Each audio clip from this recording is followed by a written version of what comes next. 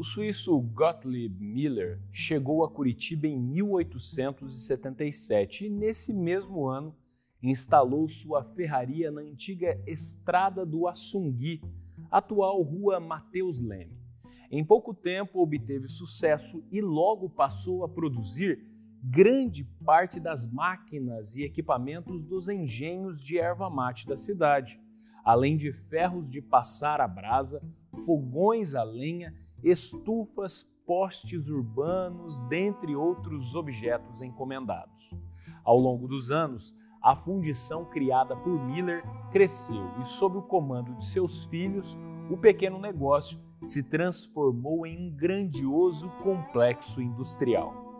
Com mais de 100 anos de história, a fundição Miller exerceu grande influência socioeconômica na região, sendo que, em seu auge, a empresa chegou a empregar mais de 600 funcionários e a possuir 2 filiais pelo Paraná. Para saber mais sobre essa empresa centenária, fiquem conosco e sejam bem-vindos ao Pioneiros da Indústria do Paraná.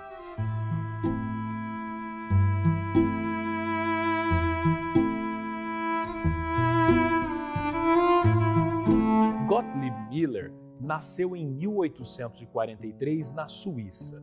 Finalizou seus estudos secundários na Europa e, com 19 anos, imigrou para o Brasil, chegando ao país pelo porto de São Francisco do Sul, em 1862. Estabeleceu-se em Santa Catarina, onde conheceu sua esposa, Ana Maria Balmer, com quem teve 8 filhos: Rodolfo, Oscar, João, Adolfo, Alfredo, Ana, Sofia e Maria.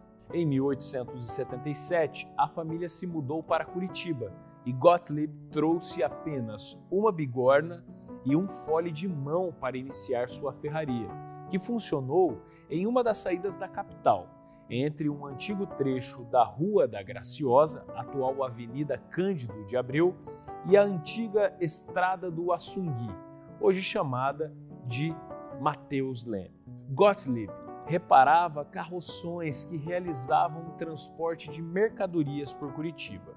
Obtendo sucesso, aos poucos foi adquirindo terrenos ao redor de seu negócio e também foi trazendo equipamentos da Europa, quando pôde oferecer serviços de tornearia, usinagem e a produção de maquinário para engenhos de mate e serrarias. Podemos recordar, por exemplo, que no ano de 1886, Gottlieb viajou para a Alemanha e Suíça quando visitou as exposições de Berlim, Nuremberg e Genebra com o objetivo de conhecer as inovações no ramo da mecânica.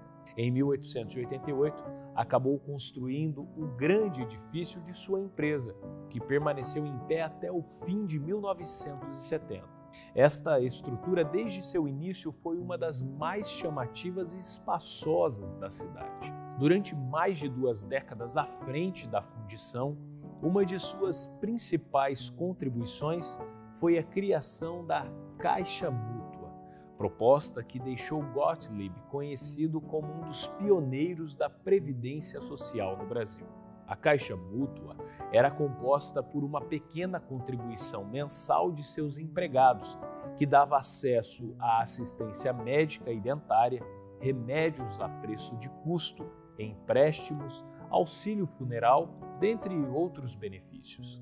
A fundição Miller também permitia que seus funcionários tirassem férias remuneradas anuais por 15 dias e criou uma espécie de programa de aprendizado, em que menores e operários não qualificados se tornavam capacitados no ofício depois de 2 anos de preparação.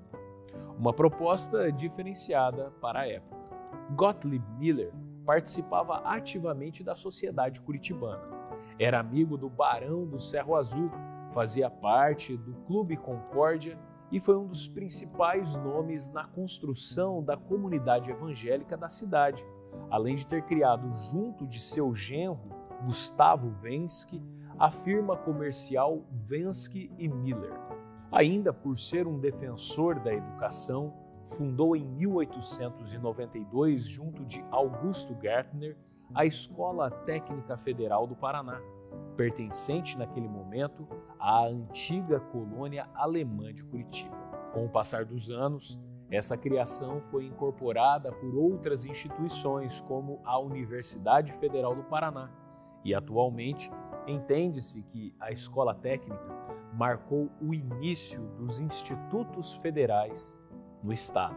Em 1883, Gottlieb pediu sua naturalização e se tornou cidadão brasileiro.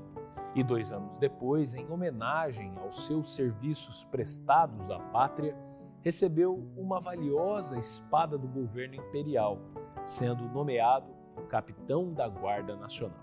De acordo com a documentação presente na Casa da Memória de Curitiba, a Fundição Miller produziu granadas e outros tipos de materiais bélicos para o Estado brasileiro durante a Revolução Federalista, no episódio que ficou conhecido como Cerco da Lapa. Gottlieb faleceu em 1902. Assim, seus filhos homens e seu genro Guilherme Lindroth assumiram a firma, que passou a se chamar Miller e Filhos. Mas, ao longo do tempo, seu nome passou por algumas variações, como Miller Irmãos e Cia, Miller Irmãos Limitada e Miller Irmãos S.A. No século XX, a Miller e Irmãos iniciou a exportação de suas mercadorias pelo Brasil, América Latina e pelo continente africano. Produzia desde pregos até bombas d'água, fogões domésticos, britadores de pedras, máquinas agrícolas e industriais. Além disso, no período da Primeira Guerra Mundial, a firma se colocou à disposição do governo brasileiro para, mais uma vez, realizar a manufatura de granadas. Os filhos homens de Gottlieb passaram pela formação de operários na Fundição Miller, e entre eles, Oscar foi o único que não ficou em Curitiba, tornando-se diretor de importação da empresa na Europa. Oscar também foi o primeiro dos irmãos a falecer no ano de 1927, na cidade de Hamburgo, na Alemanha. Após a sua morte, a empresa recebeu um duro golpe, pois entre os anos de 1935 e 1943 faleceram os irmãos Alfredo, Adolfo, João e Rodolfo. Em 1940, a direção da fábrica passou a ser composta por Edmund Lindroth e Armin Miller, netos de Gottlieb, e também por Alfredo Wellner e João Delstich, 2 antigos funcionários que iniciaram suas carreiras como aprendizes na Fundição Miller. Em 1948, aos 70 anos de fundação, a empresa contava com mais de 400 operários, 4 fornos de ferro, 1 de aço, e aumentava cada dia mais a sua produção. Paralelamente ao desenvolvimento dos negócios da família Miller, Curitiba também passou por um importante período de crescimento, o que alterou diretamente os arredores da fábrica. Entre os anos de 1941 e 43, o urbanista francês Alfred Agache foi contratado pela Prefeitura de Curitiba para a criação do primeiro plano diretor da cidade. Naquela proposta, que ficou conhecida como Plano Agache, foi alterado parte do saneamento do município, com o objetivo de resolver o problema das enchentes que acometiam o seu centro. Também foi apresentada uma estratégia para diminuir o congestionamento da cidade e ainda estabelecidos setores do espaço público, dividindo Curitiba em centros administrativo, comercial, industrial, esportivo, dentre outros. Foi a partir desta proposta que surgiu o Centro Cívico na capital, no qual estariam os edifícios administrativos estaduais em torno de uma esplanada e conectados ao eixo principal da cidade pela Avenida Cândido de Abreu. O Centro Cívico teve sua construção iniciada apenas no início dos anos de 1950 pelo então governador Bento Munhoz da Rocha Neto. E isso se deveu à fase econômica que passava o Estado, bem como às comemorações ao centenário da emancipação política do Paraná. No entanto, devido a problemas técnicos e a intempéries climáticas, apenas a Praça 19 de Dezembro foi inaugurada em 1953. Um ano depois, finalizaram-se as obras do Palácio Iguaçu, do pequeno auditório do Teatro Guaíra e da Biblioteca Pública. Apenas entre as décadas de 1960 e 1970 que foram construídas a Prefeitura Municipal, o Tribunal de Contas do Estado do Paraná e os edifícios das secretarias do Estado. Todas essas construções acabaram por deixar a empresa no meio do poder político do Estado. E em 1968, durante os 90 anos da Miller, a empresa estabeleceu uma fundição no bairro do Pinheirinho, em Curitiba. A nova filial tinha cerca de 15 mil metros quadrados de área coberta e produzia 400 toneladas de peças de ferro fundido, além de outros metais por mês. Enquanto isso, sua fábrica matriz na região do Centro Cívico de Curitiba possuía cerca de 13 mil metros quadrados e abrigava as seções de mecânica, caldeiraria, fábrica de fogões e máquinas agrícolas. Além dessas duas estruturas, a empresa também contava com um departamento siderúrgico instalado na cidade de Rio Branco do Sul, onde produzia ferro gusa lingotado e tinha cerca de 1.000 alqueires de matas reflorestadas para suprimento de carvão vegetal.